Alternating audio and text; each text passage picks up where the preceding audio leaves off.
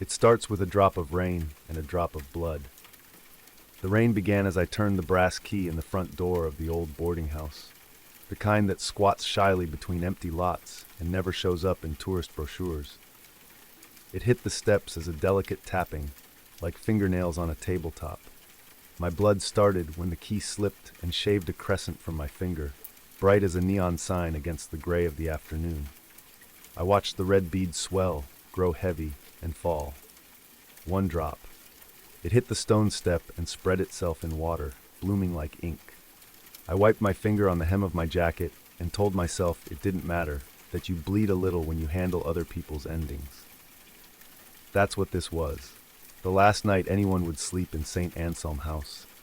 I had to change a few locks, board up the back door, turn off the gas and the water, and leave the place for the demolition crew in the morning. I stepped inside. The place greeted me with a smell I can still taste if I press my tongue to the back of my teeth. Dust, wet plaster, and the forgotten sweetness of old soap. A strip of faded carpet, patterned with vines, ran down the hallway like an invitation. Above the reception desk, the guest ledger still lay open, a black line curling in the middle of a name where someone had been interrupted. The power still worked. When I hit the switch, the lobby light stuttered awake and then held steady, casting a tired halo over the key rack with its numbered hooks. Rain ticked steadily against the windows. Somewhere inside, the building settled the way old bodies do, softly and with complaint. I found the lights for the corridors, lifted the canvas bag with boards and screws out of my trunk, and started with the back door. It should have been straightforward work. It wasn't the house's fault that my hands kept listening for the rain and then stopping, that I kept glancing down the long corridor to where the staircase rose. It had one of those landings with a half-moon window.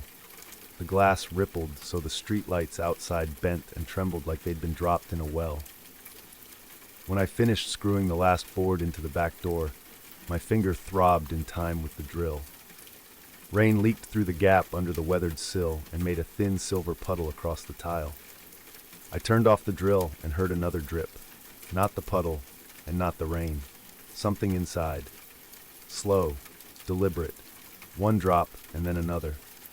The sound came from the unseen spaces of the building, the places that begin after you turn your head.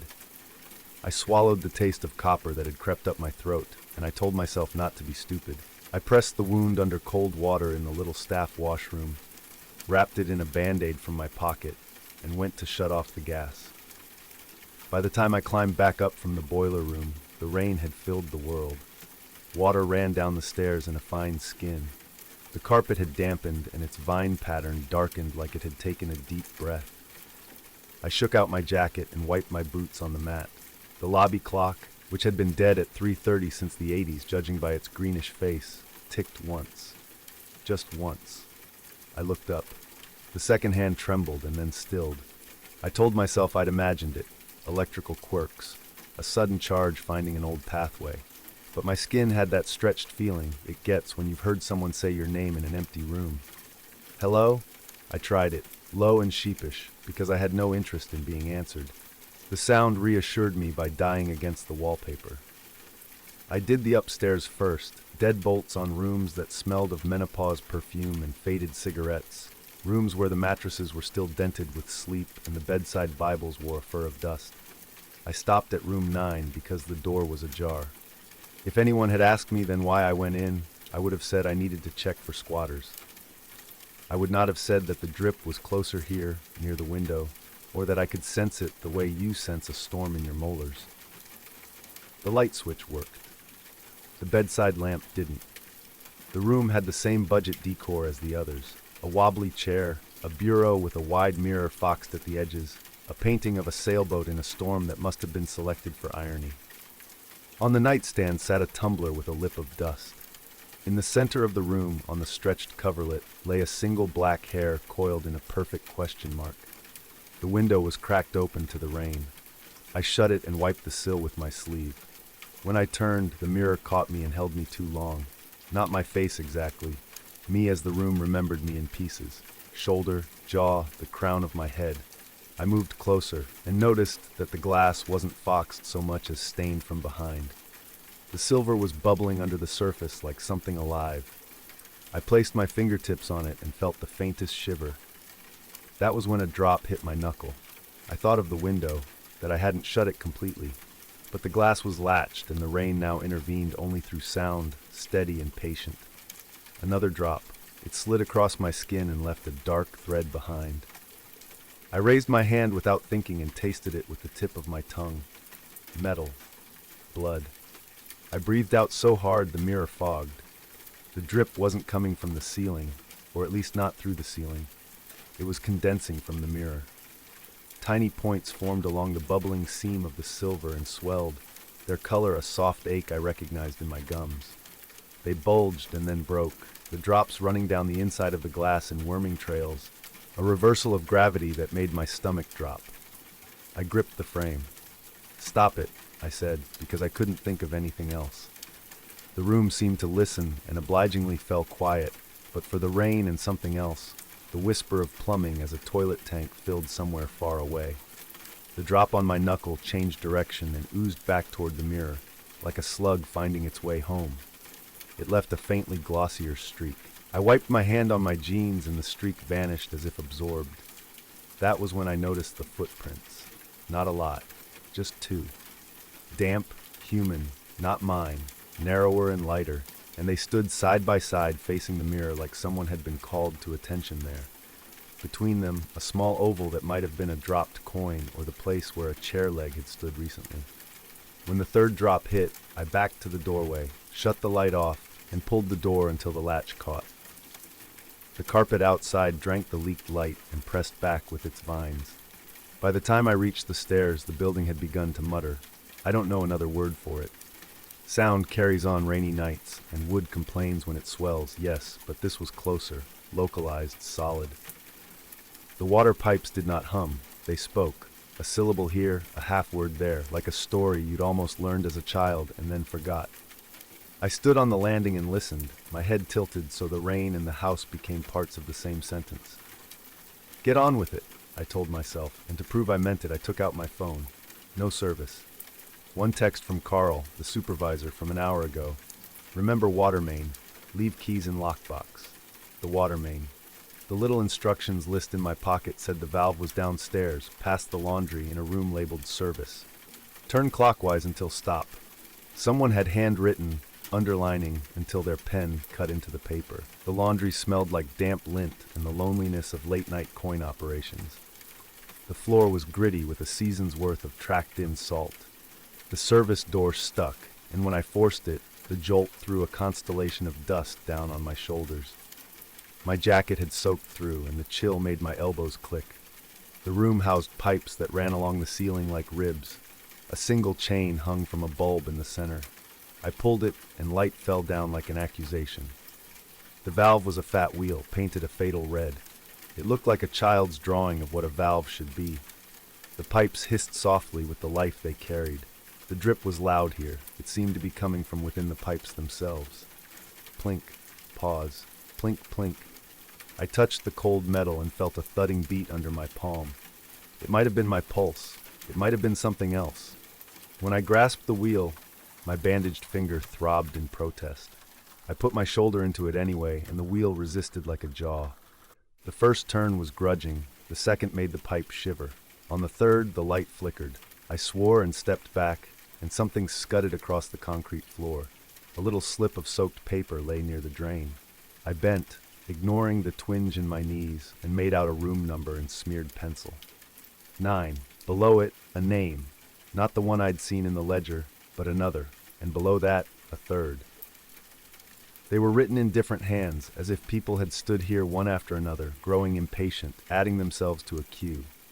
The ink had bled in the damp, color washing outward, but the graphite letters were stubborn as teeth. I turned the wheel again. The pipes sang a high, wet note. This is where things stopped pretending they could be explained later. The drain coughed. Air bubbled up, the kind that's too warm and too sweet at once. And then water rose in a short, fat column, and made the sound a throat makes when it learns to speak. The column collapsed. Something pale rolled against the grate and bumped my boot. A button. Pearly. Shank bent. I knew, because I had seen it in the mirror, that it had once lived at the throat of a black dress. I did what your body does when your mind refuses to take another step. I ran. Halfway up the stairs, I realized I could hear it upstairs as well. Not the drip, but something like it magnified and made plural. A million tiny mouths clicking in unison. The building was drinking. It was taking its last drink. I stopped at the landing. The half-moon window was a shallow bowl of rain that trembled with the weight of it all. Beyond, the street had emptied. The outside world had drawn its cloak and moved away a step. I had to shut the water.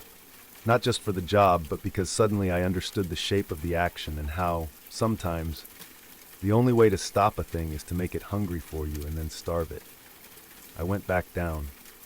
The chain light swung wildly now as if the room were a clock. I grabbed the wheel and turned. Pipes rang and shuttered. Water somewhere turned from a stream to a hiss to a whisper. The whisper collected itself. It hid inside the pipes, behind the walls, in the little gullets of every U-bend and trap, and then came out through the gaps. It poured from the seams in the mirror silvering. It rose through the plugged drains, not as water but as a skin of memory made wet. It had a shape the way fog does when it remembers a person.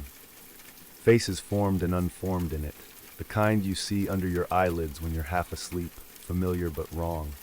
A woman's mouth, bow-shaped and open at the edge of a laugh. A man's ear, a child's wet hair.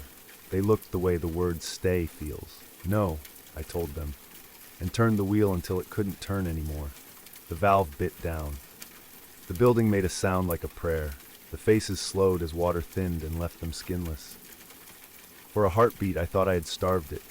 Then it touched my bandaged finger. It didn't move like water. It moved like sleep.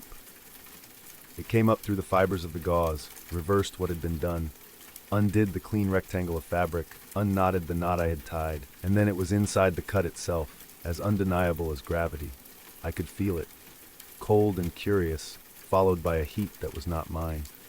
I jerked my hand away and screamed and bit my knuckle and tasted myself, and it didn't want the pipes. It didn't want the drains. It wanted a vessel that moved and stayed warm and left buildings and went out into the world. I understood that with a clarity that made me dizzy. The boarding house was ending. It had nothing to hold it together. It would take what it could carry. Out, I told myself. It was the only word left that did anything. I backed up the stairs, holding my hand away from me like an animal with a thorn. The chain light swung until it died. The room fell into a darkness that was thick at the corners and thinner in the middle. On the first floor landing, the carpet had turned slick, and I left careful, separate stamps. I looked down and saw, with a weird delayed horror, that my footprints were filling with water. Not rainwater. Too thick. Too dark. My prints drank me. I knocked my hip hard on the banister, and the pain was bright enough to give me a moment's clean mind. I took it. I ran for the front door, tore away my own boards before my better sense could catch up, and pulled the door open with both hands. The rain took everything apart. Outside, the drops were big enough to sting. They hit my face with 1,000 little slaps. I looked at the step where my first blood had fallen. The stain was gone, but the rain hit the spot and sprang up red before going clear again, as if typing a message too fast for me to read. I stepped out, and the rain took its time washing me. A silt of grit came off my jacket. The chill cut through to bone. The thing in my finger did not like it. It recoiled, and then, this is true, it pulled. A sensation like a thread being drawn through me, as if the wound had a needle in it. The pull had direction, toward the house. The rain was making a stream of me. It braided me. It tried to carry me back inside a way water learns a rut in earth.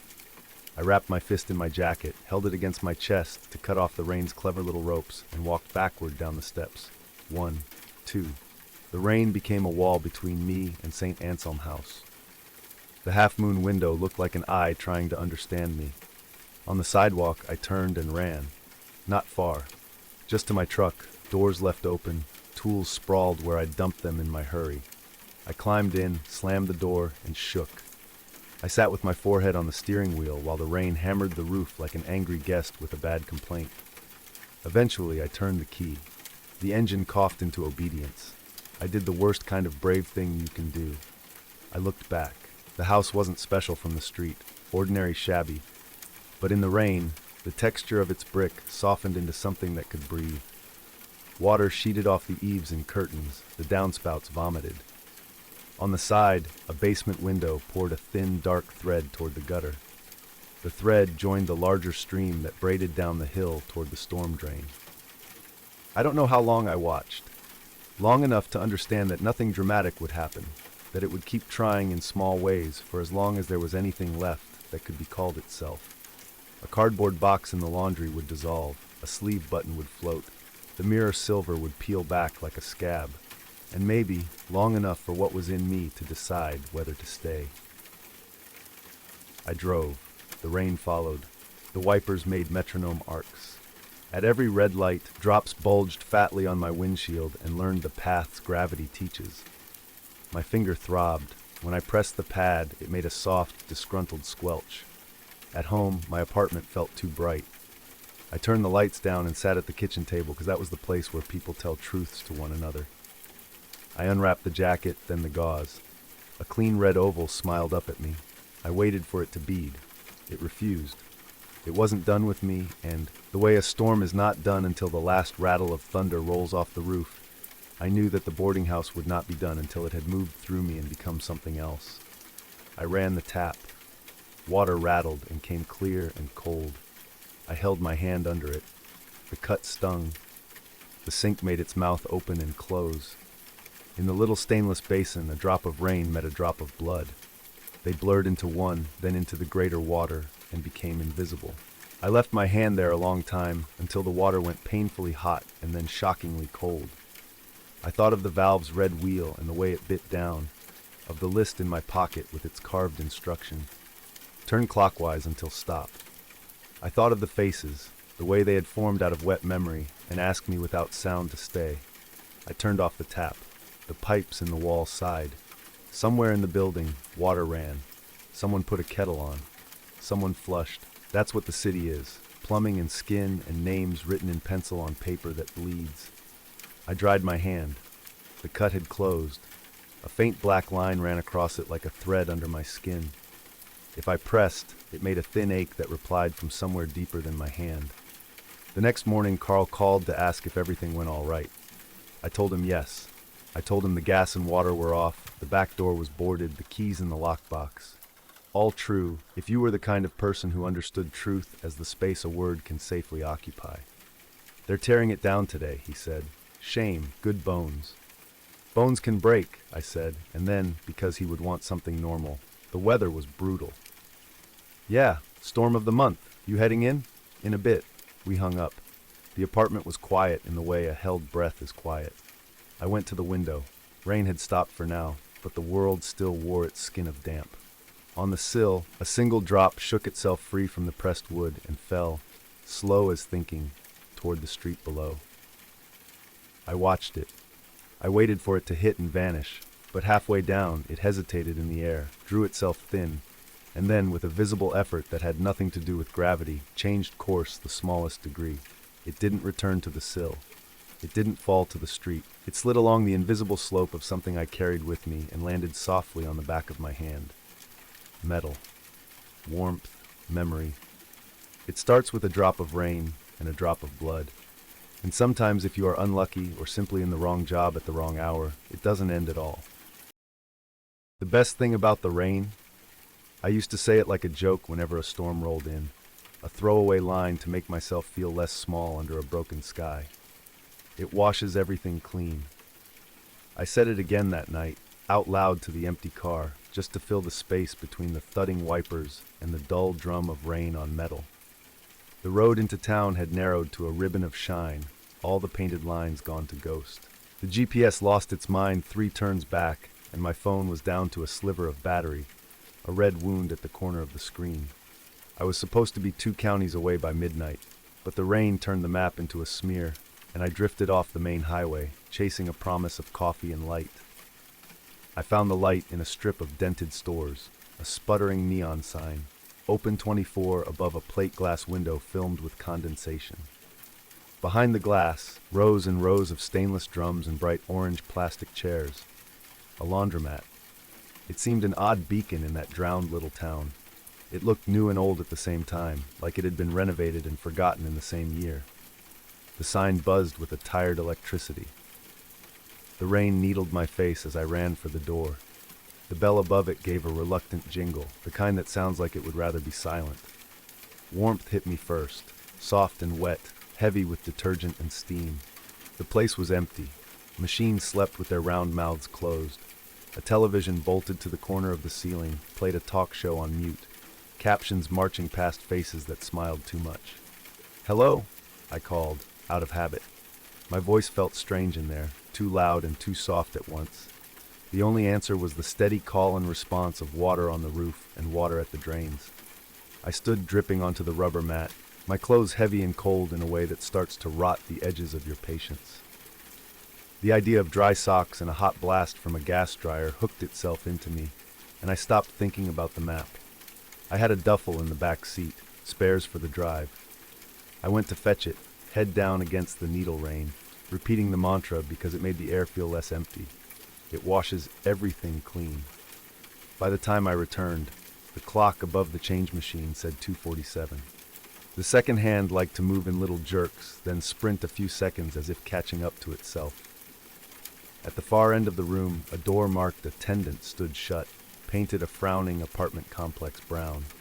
Next to it was a corkboard with faded notices: no sleeping in the chairs, no dyeing or bleaching, lost and found claimed on the 1st of the month.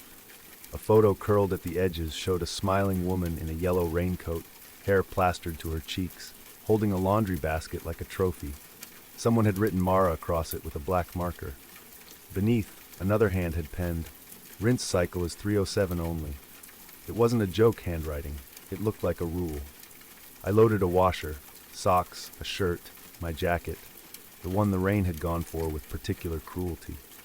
The cuffs showed a darkish smear I tried not to name. I told myself it was oil from the roadside, something kicked up when I swerved to miss. A shape that darted from the ditch, a dog, a deer. My mind offered kindness fast, as if it had been rehearsing. Coins went in with an honest clink. The machine grumbled awake, water gurgled like a throat clearing. I sat in one of the orange chairs, the ones molded to fit a body but cruel to a spine, and tried to let the sound lull me the way laundry rooms can. It's a childhood sound, the rhythmic thrum of a life being regular. A little drip started in the corner, a roof leak into a stained bucket. Plink, plink, plink. The TV flashed bright faces, washed silent laughter over the humming. I angled my chair so I could watch my clothes tumble behind the foggy port. Something about it calmed the animal part of my brain, proof that time was passing and a task was being done. Half asleep, I noticed another sound join the room's small orchestra, a faint, irregular clicking. Fingernails on a countertop, or a coin teasing the metal lip of a return tray. Click, pause, click, click. I stood, telling myself I might as well get change. The change machine loomed with a kind of bureaucratic menace, its face a rectangle of stern instructions. The tray at the bottom sat slightly ajar. When I tugged it, quarters spilled into my hand in a cold rush. More than I'd put in, more than I needed. "Thanks," I said to no one, and laughed, surprised by how it sounded. The laugh died when the fluorescent above me popped and flickered, the room dimming like the sky had pushed a thumb over the sun. From my chair, I could see the row of washers reflected in the plate glass. For a second, as the light stuttered, the reflection didn't show me at all. The glass was a pale scum of rain and city ghost, and in it stood the neat line of machines and the shiny floor and a yellow shape just behind my left shoulder. I spun. The room was empty. The drip in the corner never changed its mind. On the corkboard, Mara's raincoat smile seemed both more cheerful and more forced. The fluorescent hissed back to full. In the reflection, it was just me. I rubbed rain from my eyes with the heel of my hand and promised myself coffee from the vending machine after the wash. When I sat again, the machine across from mine, the one numbered 7, began to shake. Not a gentle shimmy, but a drunken lurch, as if the building were moving beneath it. The attendant door clicked like a throat being cleared. "Hello?" I called again, and immediately regretted it. There's a particular kind of wrong you can push away by refusing to say its name. The door didn't open, but from somewhere behind it came the long exhale of a pipe and the thin sound of a song without words, humming, a woman's voice, the tune as plain and endless as rain. I told myself the leak explained the shake. Bad floors, uneven loaded drum. I went to the machine and pressed my hand against the glass, afraid of the heat under my fingers. My jacket flapped against the round window. The smear at the cuff had spread. No, not spread, risen, as if the water lifted it like silt from a riverbed. The drum turned. Something pale whipped into view, a strip of cloth tied in a bow. It stuck for a second against the glass and then floated away. It looked like a ribbon. I swallowed and stepped back. The ribbon returned, and this time did not float free. It snapped against the viewing port and held fast. A small yellow bow plastered there by the spin, making a wet butterfly. Don't be stupid, I told myself. Lost and found. Some kid's thing stuck in the seal from the last user. But my clothes were the first in that machine since it had been dry. I'd checked. The humming on the other side of the attendant door shifted, like the singer had turned their head to listen. I moved without deciding to, drawn down the row of machines by some idea that I needed a different angle, a different explanation. The lino floor under my boots was so clean it squeaked. The leak bucket's steady plink kept measure. Halfway down the line, I froze. The floor between machines 9 and 10 was wet, a small puddle shaped almost like a footprint. A child's sneaker, heel to toe. No other prints led to it, and none trailed away. Just the single, clear stamp of a foot, as if someone had practiced stepping and decided against the second lesson. Attendant? I asked, because it was easier than saying, "Is anyone with me?" The word made me sound too needy. The humming stopped. The door latch rolled in its socket. Not quite an opening. A suggestion. I took one more step and the smell changed. Not detergent, not bleach, something like pennies in a pocket washed too many times. The copper tang you get when you bite your lip without meaning to. Rain sometimes smells like that when it beats iron into the air. My jacket slapped the window of machine 4. The yellow bow pulsed with the spin. I couldn't make myself look at it again. I looked instead at my reflection in the glass of machine 6. At distorted versions of my eyes peering back at me from a stainless circle. My face looked like it had been scrubbed to some raw version. I didn't recognize the set of the mouth. I looked the way people look in obituaries when the wrong photo is used and we all pretend it's fine. The television in the corner switched on its sound, or else the storm shook something loose in it. Laughter poured down in tinny waves, too loud for a place where no one was laughing. The words on the screen were about forgiveness, according to the captions. Someone on the show was forgiving someone else. The audience clapped like a metronome, with no sense of irony. I reached out and hit the volume button until the noise died, and the silence that followed was a kind of relief I wanted to put my face in. 3 things happened in quick, overlapping beats. First, a dryer at the far end of the room, empty and door gaping, began to tumble by itself. The drum turned slow, like it was rolling a thought around. The light inside it flicked on a heartbeat behind the rotation, so it looked like something was moving in there, just out of time. Second, the change machine coughed and spat a quarter across the tile. It skittered and spun and ended up on edge, whirling in a small metal song. Third, the numbers on the digital timer above my washer skipped from 32 to, and then, dissolving, resolved into 307. The same time the corkboard rule had declared sacred. I checked the wall clock. Its second hand leapt a small chasm and landed on the same numbers. 307. The humming on the other side of the door became singing. Still wordless. Still the same tune. The door crept open a slit, just enough to show a thin wedge of a back room. A mop propped like a weapon. A galvanized drain in a concrete floor. The kind laundromats have to accept all the water the machines throw at them when they're bruised by human use. The drain gurgled. Its sound had intent. It sounded like someone swallowing. The air moved. A draft without source combed my wet hair back. I put my palm to the washer again, and cold leapt through it like a fish. The jacket smeared itself against the glass. The bow sat exactly where it had before, as if time had gone lazy or strict. "What did you hit?" a voice in my head asked. A voice I have used on myself before, the kind that doesn't leave room for lies because it is made from them. Not a deer, not a dog, a shadow and then a thump and then silence. The rearview mirror a black mouth, the street a sheet of water, my foot heavy, my hands unwilling. The rain, I said, stupid at the mouth. I couldn't see. Saying it out loud made it thinner. I might have said it to the machines if I didn't need something, anything, with eyes behind it. I found myself staring at Mara's photo as if she could nod and tell me I was a good person who did a bad thing, and that there is such a category still left in this world.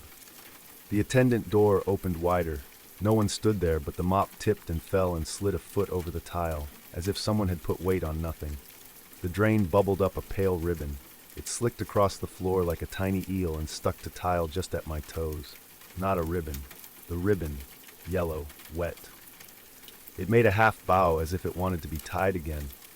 Something stepped into the doorway then, something arranged into the shape of a woman by water and the memory of a raincoat. Not quite a body, not quite a trick of steam. Detail arrived like a printer head moving left to right. First the heaviness of wet fabric, then the silhouette of a hood, then the impression of hair slicked to cheeks. The features sat where features should sit. They were not there, and were there enough. She smelled like the inside of a metal pail. She smelled like a street after an ambulance has left. "You can't be here," I said. This is the sentence you say to a person who is and should not. I almost said leave, but the word felt like an insult to physics in that moment. When she spoke, the sound came not from her, but around us. The pipes in the ceiling sang her voice. The vending machine hummed it. The rain carried its cadence to the window and wrote it in the condensation. "Rinse," she said. Then, "repeat." The words found their meaning in my chest where I had stored too much. I didn't. The lie was too complicated to complete. I should have stopped. The water around the drain rose to the level of the tile as if obeying a command. The puddle at machines 9 and 10 gained a companion, another sneaker print, then another.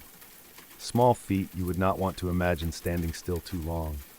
They led from a blank point on the floor toward the door and vanished there, as if the threshold drank them. I stepped toward the corkboard like it was an altar. The photo of Mara looked suddenly like a warning, like a glamour thrown over a thing you shouldn't look at straight. Beneath the pin, the paper had rusted a halo.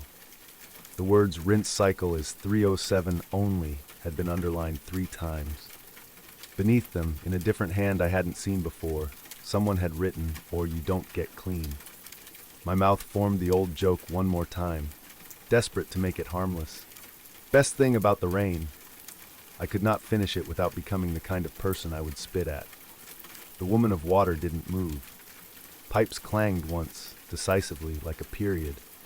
She turned her head with the slowness of a tugboat and looked toward my machine. Inside, the jacket rose to the top of the water and spread itself like an animal flattening to look bigger. The smear at the cuff darkened. The ribbon stuck to the glass again and then slipped, trailing. The machine door unlatched without my hand on it. I didn't open it. The door opened itself, and a wash of hot water ran out to kiss my boots and lift the hem of my jeans with a familiar intimacy. The jacket slithered forward and thumped to the tile.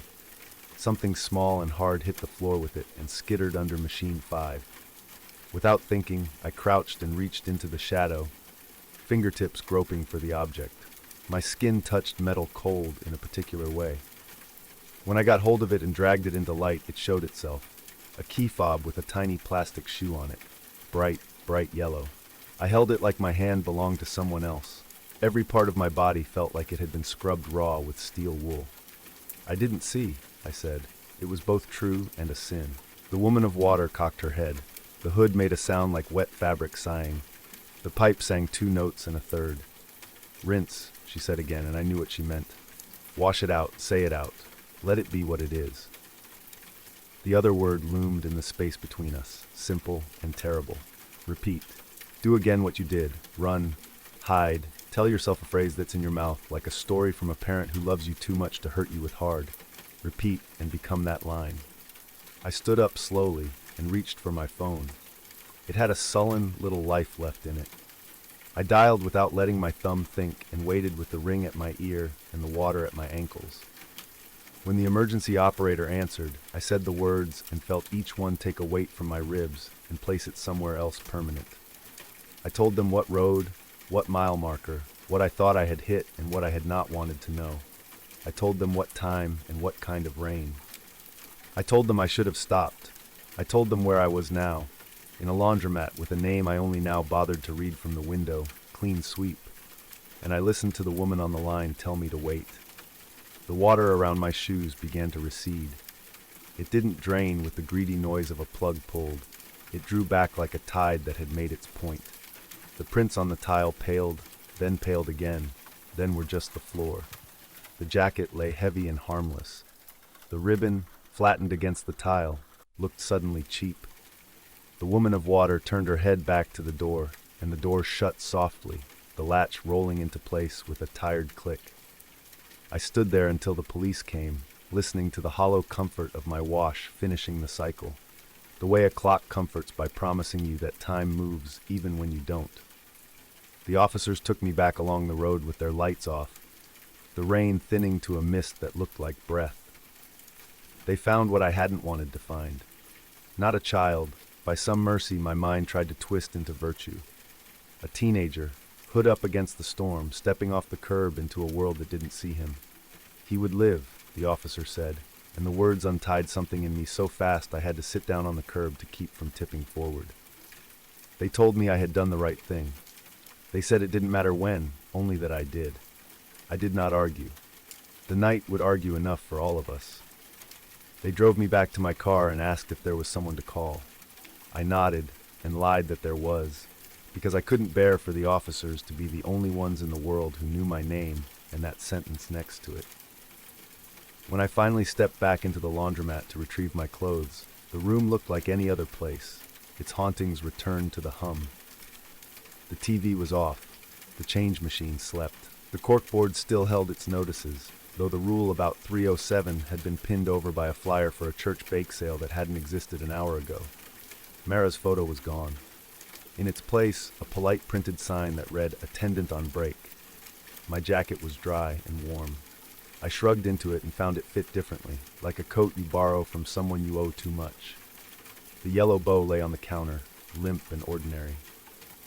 On my way out, I noticed a new card tucked into the edge of the corkboard.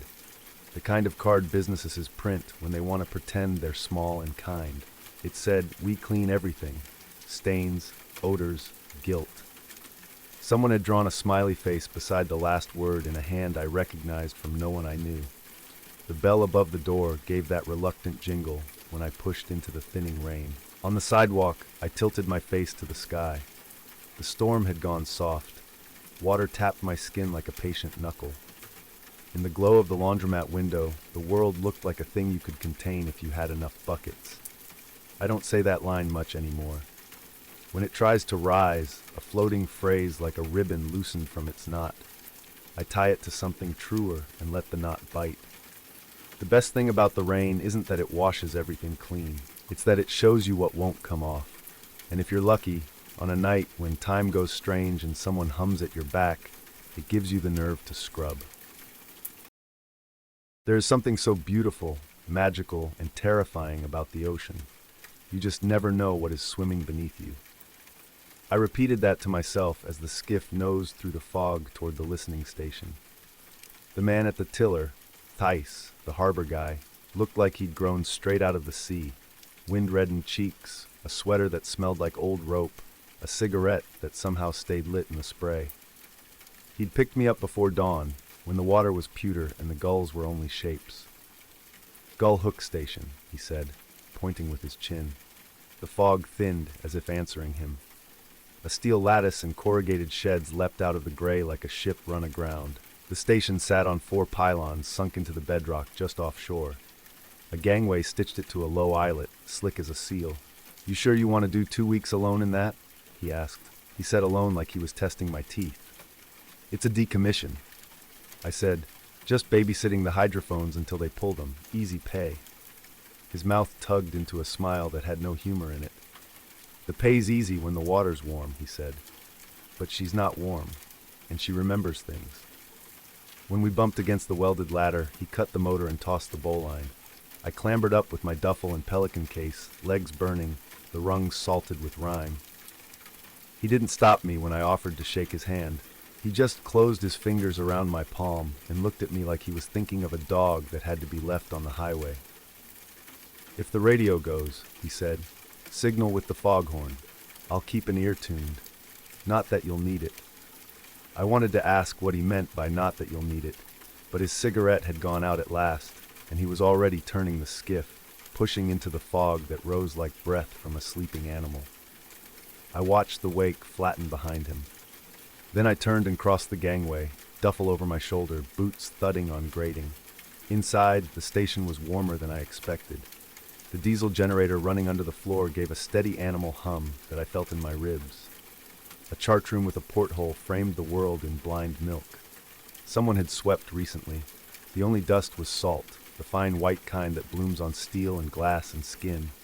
A radio sat on a shelf next to a coffee tin. There was a bunk, a shower, a door marked moon pool that was locked and would stay locked per the contractor's rules. My job wasn't to dive. It was to check the monitors, log any anomalies, keep the generator happy, and not die doing something clever. If it sounds like a lonely job, it was. That was the point. I had told myself solitude would be good. I had told myself that a month ago, when Dries left with the last of his things and the apartment had been so loud with silence, I couldn't hear my own keys on the counter. I had told myself it on the train, on the bus, on the dock where the smell of fish and gasoline swaddled you. And now, hearing the generator's steady heart and the mutter of distant waves, I told myself again, in a whisper that fog absorbed, it would be good. There was a laminated sheet tacked beside the hydrophone console, schedule, channel assignments, a decision tree for power fluctuations. The array fanned out from the station like an iron spider buried in the shoals. It had once been a Cold War ear pressed to the Atlantic. Now it listened for whales, storm patterns, the odd illegal trawler. The monitors showed spectrograms flowing left to right, teal and blue and neon blips. They looked like auroras trapped in rectangles. I made coffee. It tasted like the inside of a pipe. I dumped it out and ran the tap until the cold bit my fingers, but it didn't lose the metallic sheen. I figured the lines were old, the filter tired. I didn't mind. It was the sea I had come for, the idea of it. The membrane between air and abyss, the way it took edges off thoughts, the way it gave them back as something stranger. I went outside after lunch. The fog had torn open into a bright winter sky. Gulls rode the wind around the antenna. Cormorants arrowed low over the chop, slick and black, as if they had been dipped in oil. From the catwalk I could see down into the green water between the pylons, into the frilled forests of kelp. A piece of rope had snagged there and swung like a pendulum. The sun turned the swells into hammered silver. The island the gangway connected to was nothing but rock and lichen. There were tracks in the salt crust on the gangway, my boots and older boot marks that had scuffed this way and back. By late afternoon, the wind rose. The station changed tone as it always did when weather changed. A higher note under the generator's repose, a whistle at the corners, the occasional creak that sounded like a voice that wasn't a voice, saying ah or oh with unstartled wonder. I wrote my logs, checked the panels, played a card game with myself, and at 1900 made pasta with jarred sauce. The sauce tasted like the spoon had been galvanized. That night, lying in the bunk with my beanie pulled low, I listened to nothing, which if you've slept by the sea, you know isn't nothing at all. There is the wave, yes, and the wind, but there are also smaller noises too small to name. Rattles in bones, tiny pings, the tick of the generator cooling. I drifted there on that shallow tide until something tapped. It was distinct. Not a wind knock, not a pipe complaint. It was a tap like you do on a window when you don't want to spook someone inside. 2 knuckles, gentle, twice. I didn't move. I waited for the third tap. It came, almost polite. I propped on one elbow, heart already loosening my mouth.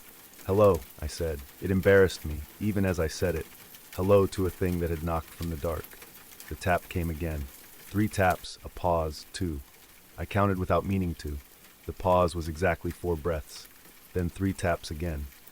I went to the door of the bunk room and stood there with my hand on the knob while the taps came. I don't know why I didn't turn on the light. There was a strip of indicator diodes from the console that made a low aurora in the room. It was enough. The taps weren't at the door. They weren't even at a wall. They were beneath me, under the floor, under the plates bolted over the moon pool. I convinced myself that something had snagged on the pylons. A crate, a buoy, something the incoming tide knocked just so. The pattern was my anxiety doing what it does, making teeth in the curtains. I lay back down with my hat on and pulled my blanket to my chin and listened until I fell asleep with my hand on my throat. In the morning, the taps had become part of the station's choir. When I was at the console, they didn't touch my nerves the way they did in the bunk. They were a feature. The spectrograms kept their sleepy run. But then, around 11, a smear of sound crept across Channel 3. 3 notes, low, higher, highest, a descending afterglow. They were not whale notes. The spacing was wrong, the timbre wrong. If whales are church bells rung underwater, this was the sigh of a violin string pulled with wet fingers. I put on the headphones and listened to the hygienic nothing between the 3 faint notes. The notes came again 12 seconds later. 12 seconds exactly. The taps under the plates in the floor had now arranged themselves to the same cycle. Tap, tap, tap. Pause. Tap, tap. I swallowed. The coffee tasted faintly of coins. You can call this how it begins. The way the mind is built to join things, and the way the sea knows that. A little sound here, a smear of light there, and your body puts its hands on something that isn't there. It's how predators are born in the corner of your eye and then persist even when you look. And then if you let them, they grow legs and teeth and say your name. Around 2, I went outside again, as if the world out there, the bright hemisphere of day, could blow out what had started in the murk inside. I walked the catwalk to the end where a ladder's lowest rung touched the water. There were shadows moving below, kelp-like hair and something slower, thicker, leftward swimming. I told myself it was a current. When I put my hand on the guardrail, it felt damp, the salt sweat slick. The horizon was white-blue and far. I don't know when I noticed the glove. Maybe it was always there, snagged on the railing by the ladder. It was a right-hand diver's glove, neoprene, nicked along the index finger. It was curled the way a hand curls when it's relaxed. I took it inside and laid it on the bench in the equipment locker, next to a pair of old fins and a roll of duct tape. It left a wet handprint when I set it down. It was the shape of a thing that could be holding yours. That evening in the log, I noted a non-standard acoustic event and the taps in the glove. I could have left out the glove. I didn't, because there's a petty magic that happens when you write a thing down for someone else to read. It takes it out of you a little, and if you stack those pages, you get something like ballast, and ballast keeps a hull from rolling. I added that I would check the array lines for snag points when the weather calmed. I fell asleep faster that night because the body can only panic for so long before it spends itself and furls. But when I woke, it was because the taps had stopped. The silence was as thick as when a refrigerator cuts out in a quiet kitchen. And then, inside that silence, water moved. The sound came from the pipes in the wall. It was not a trickle. It was a steady, viscous glug-glug. I threw back the blanket, pushed to the sink, turned the cold and the hot. The faucet coughed and spit, and then a stream came, but something looked wrong about it. It had a faint sheen in it, like plankton do when you scoop a handful and let the sun look through them. I put my hand under the stream. It felt like water feels. It smelled like the sea, iodine and coin. "Stop," I said. It felt as ridiculous as hello. But when I shut off the tap, the noise in the wall didn't stop. It moved away, down to the floor, under the plates. Tap, tap, tap came again, soft as a child trying to wake you without making mom mad. I lifted the edge of the rug that hid the inspection bolts. The plate was not warm, but it felt like warmth had just left it. I pressed my ear to the metal. The station's bones spoke, generator throbbing, water seething. And, under it, a sound like a mouth learning to say M. I moved my head and the sound shifted with the change in pressure. It was in the water under the plate. It was in the water under everything. I do not know how long I lay there. I know that when the sound quit, the quiet upwelled so fiercely I nearly said thank you, and that's when something tapped on the porthole in the chart room. This sound I knew at once, knuckles on glass, but the porthole was 2 meters above the waterline. Even in a swell it wouldn't be wet. It couldn't be wet. I felt my mouth smile without humor the way Thesis had. I went to the chart room. The porthole was a black circle in the blue-lit room. The glass shone with salt. I stood at an angle so I wouldn't see my face in it, because I didn't want to test what I would do if I did. The tap came again, 1, 2, 3. A gull, I told myself. A gull being a bastard. I turned the knob and opened the porthole. Cold air smacked my face. The smell was stronger. Kelp, tide pools left too long under the sun. Something else. Old blood, maybe. I leaned out a little and looked down. The water was dark silver. The pylons were black bones. There was nothing there. But the glass had a smudge on it. One long oval streak with three short ones like triangles near the edge. A hand. A hand, pressed from the outside, where a hand should not be. I slept badly, and when I slept, my dream was wet. In it I lay in a tub, and the ocean rose out of the tap like a rope, and the rope put itself into my mouth, and my mouth swallowed it, and I tasted iodine and copper and love so big it hurt. In the morning there were small white crystals around the faucet base, like the scale that forms when you boil a kettle dry. Except I'd done no such thing. The crystals were in a perfect ring, like a mouth print around a lip. When I ran my finger over them, they flashed iridescent and then crumbled into salt. I told myself and the log that the salt could be explained. The glove, too. Even the tapping could be explained with ropes or kelp or log. But what I couldn't explain was how the three-note phrase on Channel 3 had grown into a sentence. It was not a sentence in words. It was in the rhythm of words. Ta, ta, ta. 12 seconds later, again. I recorded it and ran it through the little software suite the console had, the one the grad students had left when they'd tuned the array to fin whales and called them names on sticky notes. I watched the spectrogram resolve, and then I watched my face reflected in the screen resolve too, mouth open in a dumb line. There it was, 3 notes, 3 fingers tapping, the hint of a vowel, the vowel stretched, very soft, into something that might have been my name. Mar, everyone calls me Mare sometimes, with the E. I hate it. It's a flat sound. My mother used to call me that when she was sad and didn't want me to hear it. I hadn't heard it in years, not in the shape my mother made, which was different from Dreese's, which was different from my own. But this shape was like hers, and my throat found a sound in the empty room that was close to a laugh. I took off the headphones and pressed the heels of my hands to my ears until I saw starbursts. You think you know yourself, and then a noise at the wrong moment makes a trapdoor open, and something climbs out of you with salt on its skin. The day went by. The wind had swung around. The water's color had changed from green to steel. I checked the generator, the fuel tanks, the intake screens. Inside the locker, the glove was not where I had left it. It was on the floor, palm up, as if it had fallen off the bench and tried to catch itself. At dusk, fog rolled back in like a muscle flexing. The station creaked like a memory rub. I made tea with the bad water because the kettle itself made me feel like a person and the steam smelled like a pier. I sat with my cup and watched the spectrogram paint itself. The 3 notes came, the taps came, and then, faint, almost too soft for the software to color, there came another sound. It was a knock, not on glass, not on steel, on wood. I could tell because wood gives back a softness, a breath. The only wood here was the little table, my bunk, the crate by the door, the gangway platform's boards where it touched the island. The knock came again. 2, pause, 1. I put the headphones on without meaning to. When the knock came, the spectrogram pulsed. Whatever was knocking was loud enough in the water to be carried by the array.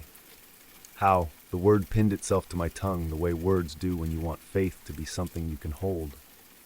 How? I went to the door. I opened it. Fog leaned a shoulder into the room. The knock came again, from the direction of the gangway. My flashlight gloved the mist, catching wet, shining nothing. The knock was beneath that, at the level of the boards. I walked the gangway, with its salt-crusted grating. The knock sounded ahead of me, patient. When I reached the end, I pointed the light down. The island was a tongue of rock. The water lapped with a small sound. Seaweed moved like hair around an ankle. In the topmost cracks of the rock, where the mist salt pooled then dried, shapes had formed. It's nothing, I said aloud. When I hear the radio, I think it's calling to me. When I see stains, I make faces out of them. But the shapes weren't faces. They were letters. Hiel. The rest of the word was smeared, running down the rock in white streaks like tears. The knock came once more, and this time it came from behind me, on the gangway itself, 4 boards back, where my footprints had already dried. I turned too fast and almost went to my knees. The light sprayed in jerks. There was nothing there, no one but me. The metal tasted like blood in my mouth. I ran inside, slammed the door, locked it. The logical voice in me said, locking a door against the sea is like locking a door against the sky. The other voice said nothing, because it was busy listening. I slept in my clothes that night. I woke to the taste of salt on my teeth and a sound like a child brushing hair, repetitive and unthinking. It was coming from the moon pool door. I went to it. The door was steel with a porthole the size of my hand. The porthole was dark. The brushing sound grew softer, like it knew my ear was to the door and didn't want to scare me. When I put my eye to the porthole, I saw what looked like smoke. But it didn't behave like smoke because it had weight. It swirled and then fell, and where it fell it burned bright and then went dark again, like breath on embers. Bioluminescence, I told myself. Plankton in the water reacting to the circulation. I wanted it to be that so badly I could taste the wanting like sugar's ghost on the back of the tongue. But then the smoke brightened and I saw, very clear, the outline of 5 ovals, palm-sized, press up against the other side of the porthole and slide, leaving smears of light that dissolved in the dark like jelly. Something put its hand there, exactly where my face was. I fell backward. My shoulder hit the table edge and sent the mug clanging. I said something. Maybe my name, the way my mother said it. Then, because the part of me that needs a frame is stubborn, I grabbed the key from the hook, unlocked the door, and opened it. The smell was fresh and pitiless. The room beyond was small, a square with a steel grid floor and a rail around the pool. The pool was a mouth in the station's belly, the sea's tongue pushing up through. It was dark, it pulsed with a thread of glowworms. The glow moved, and it moved in a way that made my jaw tighten, because it was almost choreographed. Gather, bloom, drift apart, gather, bloom, as if 5 fingers curled, opened. Hello, I heard myself say again, and hated it. The glow pulled itself up the inner surface of the pool, like a halo sliding up a throat, and then it bulged. The water had negative edges suddenly, and the bulge rose, and the bulge kept rising past where water should hold itself together, slick and trembling and stuttering with light like plankton blown through a snorkel. It formed a shape like a chest, like a shoulder, the hint of a collarbone, the small hollow in the base of a throat. It didn't look like a person the way a face on toast looks like a face. It looked like a person the way a jellyfish's shadow looks like the moon. Stop, I said. It did. I don't know if it stopped because I told it to or because it had to hold itself together. There were little pops on its surface, like fish eggs hatching. The 3-note pattern pulsed through the metal under my bare feet. Mar, a voice said. It did not come from the shape. It came from the wall behind me, from the drain in the floor, from the metal cup still ringing under the table in the chart room, from the tap, from the porthole. It came from water.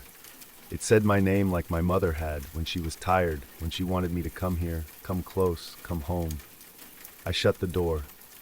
The key stuck halfway because my hands were shaking. When the lock turned, the sound the door made was less like a click and more like a huff, as if something on the other side had sighed in disappointment. I did not sleep after that. I sat with my back to the console and watched the spectrograms print out cold light. At 3:14, the generator hiccuped. The light in the room flickered and came back. Then it flickered again. Then the alarm on the panel tripped. I killed the alarm and went to the generator room, and the smell of fuel hit me like memory. My father's garage, the siphon hose, his whistle that wasn't a tune. The generator's sight glass showed clean. The lines were tight, but the intake had grown a beard, white crystals like the ones around the faucet, but crusting like frost on a window in January. They glittered. Some inner light touched them and then retreated, like lightning at sea. I knocked them off and they fell with the sound of broken shells. When I came back to the console, the 3 notes were gone. In their place was a warble like wind in a bottle. For a second, just one, I heard Dre's laugh. Not laugh. Breathe a small breath of amusement, he did, when I told a story about my mother that rang true. It took my breath out of me and I put my hand flat on the desk and said out loud the way people do when they need to break a spell, "It is a phenomenon." "That's what I am," the voice said from the tap. It was not Dre's this time, and it was not my mother, and it was not me. It was all 3. A phenomenon. I looked at the porthole. The smudge had reconstituted itself in bright dots. When I leaned close, the dots blinked. They were not blinks, not really. They were the death of 1,000 plankton fireflies, and then their replacement by their cousins because the sea is inexhaustible and wants to be seen. The dots arranged themselves into 5 ovals.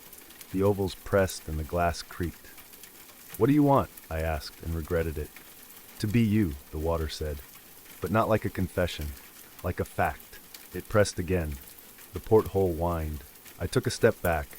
The 3-note motif came again, very soft, like something asking for confirmation. "To be you," the water said again. And then, very softly, in my mother's shape, "Mar." I did something stupid then, or brave, depending on who is telling it. I went to the equipment locker, took the old emergency signal flare, and brought it to the moon pool door. I unlocked it and opened it, and then, before I could think about what the manuals would say, I lit the flare and dropped it into the water. The room bloomed red. The flare snapped and huffed and belched smoke like dragon breath you see on Iron Knights. Where it touched the surface, the water opened like a mouth made of silk. The flare sank, arrogant. The red went green where the bioluminescence erupted. The sack of glow that had been learning to be a shoulder shuddered and dissolved, not like a person dying, but like a thought losing its thread. The water withdrew a little. It made a small sound like a gasp. The 3 notes hiccuped and deranged. Things knocked under the grating at my feet, fast, angry. I slammed the door and twisted the key and put my back to it. I wanted to weep. Tears come easy for me. They're like rain in a climate where it always rains a little. I was not ashamed of it until one of the tears slid over my lip and my tongue tasted it. And it tasted like the bay in August, and then the tear lit, just barely, like a fairy trapped in honey. I wiped my mouth with the heel of my hand. In the light from the console, the smear on my skin gave off one pulse of cold fire and then went dark. The generator alarm tripped again, as if it had waited politely to resume panic until my particular panic had paused. Lights flickered. The radio hissed, and from its belly came the sound of gulls, then a foghorn, and then Theis's voice, as if from a long way off, saying my name wrong with the E, and then a long, low chord like a ship's horn. It rattled the glass. I went to the panel, and there was only one red switch left to throw. Array transmit. It had been taped over for years. The tape was new. The contractor had scrawled "Do not touch" on it in fat marker. I peeled the tape, because there are moments when there is no adult to tell you what not to do, and you are the one in the room with the hands. The array can transmit in test mode, pressure waves, tone bursts. We use it to calibrate by sending a known thing at the ocean and listening for its echo. I cranked the gain to a place no graduate student would have sanctioned, and I found the slider for 40 hertz for the slow note that gets into bones, and I pushed it. The station shuddered. The air became thick, as if someone had put a heavy blanket over the room and pressed down. The porthole sang like the rim of a wine glass. My ribs buzzed. My eyes hurt. I wanted to throw up. My mouth watered. The moon pool was a deep drum, struck. The 3-note pattern fell apart. The tap under the plates went wild and then disappeared, as if carried off on a train. I could feel the tone in my teeth. I could feel it in places you are not meant to feel sound. "Stop," the water said. It did not say it from the cup or the tap or the porthole. It said it from inside me. My inner ear roared like a shell. For a second, one, bright, my vision turned to lines like the spectrogram, and in those lines I saw shapes that could have been fins or could have been hands. I do not know how long I held the tone. I know that when I let it go, the station made a sound like a very old person lying back in a chair and deciding, for now, not to stand up again. The porthole was empty. The moon pool was black. The generator's hum settled like a dog. I did not sleep. I watched the dawn smear in the window like yolk and then thin to a pale art conservator's light. I made coffee and poured it out. I ran the tap, and the water was just water. I put my tongue under it, and it was metal and chlorine and the ghost of fish. I went to the gangway, and the rock where the letters had been was rinsed clean by spray. The glove lay on the top step, palm down now, as if it had patted the metal and then died. When Theis came the next day, miracle of a break in the weather, the world making the kind of mercy that looks like coincidence, I was already packed. He looked at me closely and said nothing. I carried my duffel and my pelican case down the ladder. My hands shook. He asked me, when we were far enough from the station that the water had returned to being a flat thing over a very deep one, how it went. Quiet, I said. My voice did not know which word to use, quiet or bad, and the mouth decided. He nodded like he'd lost a bet with himself. He didn't ask to see my logs. He lit a cigarette, and the smoke blew straight back, and then swerved as if something leaned in the boat to avoid it. I watched the station shrink. At a distance it was almost pretty, the way a tooth is pretty when it's far enough from its jaw. In town the harbor smelled like diesel and fish and frying dough. It was loud, a human loud. I did not take my duffel home. I hired a room at the inn and went into the shower and stood there until the hot ran out. You know how steam drifts in a bathroom. You know its little eddies. When a drop formed and ran down the tile above the tap, it left behind a track of nothing, the color of air. I tasted my tears. They were ordinary. At home, Dries' empty desk made the apartment ring like a church, with nobody in it. I lay in bed with the noise of the city in my ears, and found I preferred the oceans, even the way a body prefers a fever over a chill. I slept enough to dream, and in the dream I was back at the station, and the porthole was a pupil, and I could see through it, not into the room, but out into the water. And in the water, when the plankton bloomed and then died and then bloomed, were 5 ovals, and beyond them another 5, and beyond them another, like a school of hands. And when I woke, I could not say if I had been afraid or relieved. The contractor paid me. He asked fewer questions than he should have. He said they would pull the array in spring. He said it had been a good run. I did not tell him I had turned the transmit up where it wasn't meant to go, or that something under the plates had learned my name. He did not tell me why the job posting had specified someone with comfort in remote environments and experience with marine acoustics and otologic abnormality. He did not tell me why, when I had filled out the forms, there had been a small box under medical that said, history of near drowning. With a yes, no, and I had checked yes, and then had to stop for a long time because I remembered the lake when I was 8, and my mother lifting me by the armpits and pounding my back with the heel of her hand, and the way the water had come out of me like silk. Weeks went by. I worked another job that involved fewer plates and more keyboards. I stopped salt on my groceries with the casual violence of a cook. I still showered too hot. When I turned the taps, sometimes, only sometimes, the pipes seemed to pause before giving me what I asked for, like someone considering a question carefully. I told no one this. I didn't want to be the story. One night, on my way back from the grocer with a bag that dug at my finger's first joint, I passed a fountain in the square. It's one of those old stone birds spitting water into a bowl where children throw pennies and teenagers sit and kiss like they're trying to climb into one another's lungs. The fountain was off for winter. The bowl was dry and chalk-ringed. But as I passed it, a sound rose from the drain at its center. 3 notes, low, higher, highest. I stopped. It didn't come again. It had probably been a bus's brakes or a 2-stroke in the distance.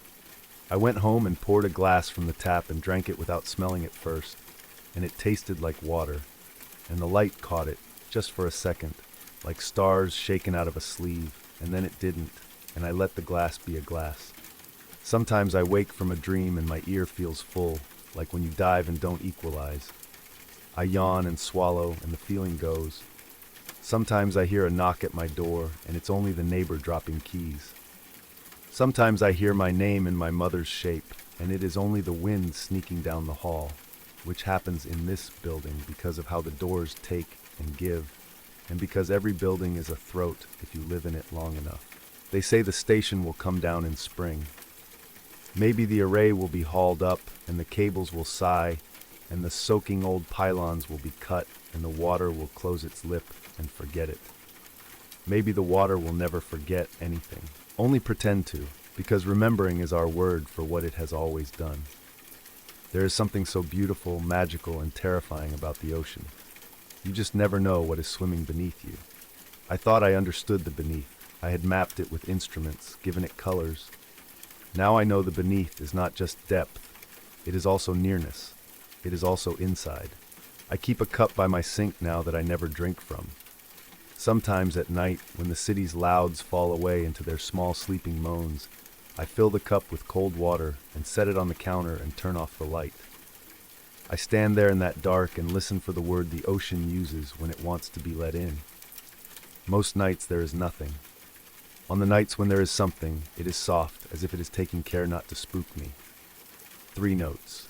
A very faint tap, no harder than a finger on a lip, and in the curve of the water in the cup, a drag of pale brightness like a thought. I do not touch it. I do not say hello. I let it be, and it lets me. For now. I took the key from the ranger with a muttered thanks, and he pointed his chin toward the chain-link fence, the padlocked gate, and the concrete hulk crouched beyond the cattails. "Generator's loud," he said. "That means it's happy. You just keep an eye on the level gauges. Nobody comes out this way after dark. Foxes, teenagers, worst of it." He watched my eyes for the telltale flicker. "You'll be fine." The sign on the gate read Keel Hollow Reservoir, Treatment Annex B. A more honest sign would have said, an old square of gray building where the damp never leaves. I slipped the key into the lock, felt the cold bite of the metal, and stepped onto the grounds as the fence rattled back into place behind me. The evening air smelled like pennies and leaf rot. To my left, the reservoir spread away into a dark matte plain that held no sky. It simply swallowed it. The long concrete basins of Annex B ran in a row like empty swimming pools, except 2 were filled with a blackness so still it looked solid. A catwalk ran across them, grating underfoot, handrails streaked orange with rust. Sodium lamps buzzed overhead.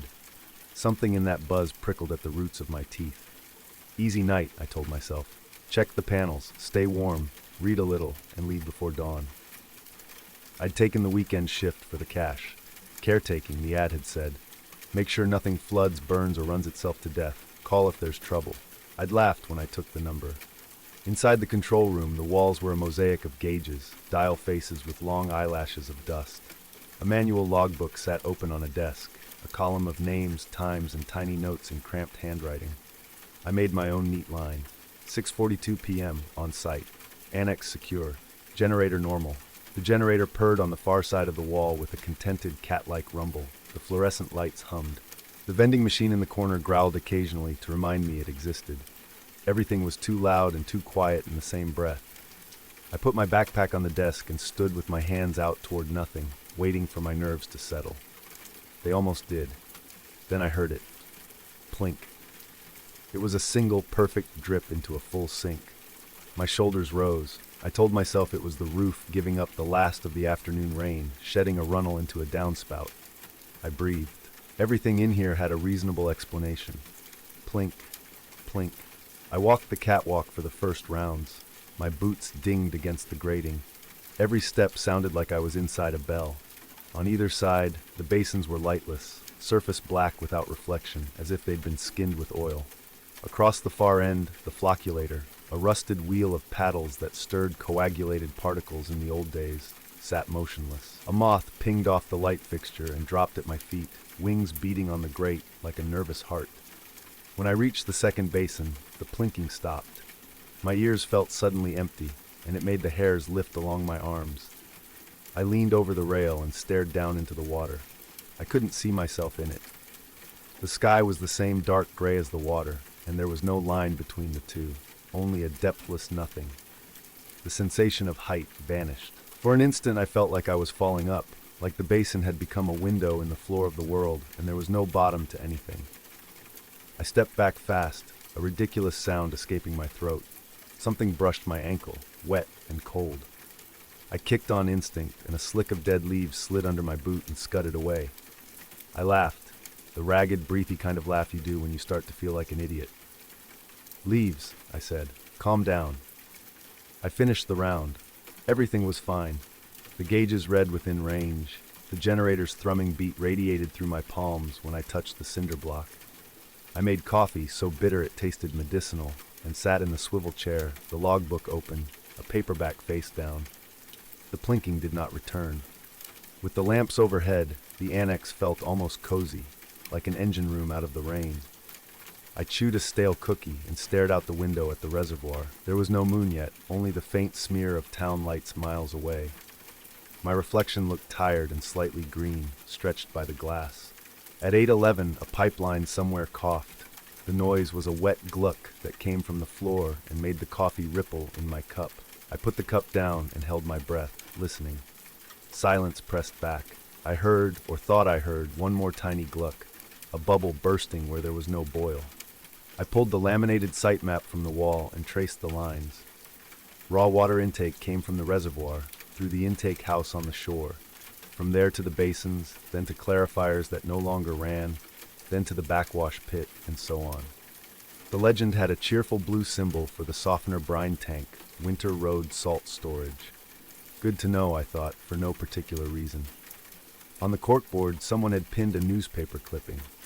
The edges were butter yellow. Town of Eider relocates for Keel Hollow expansion, 1959.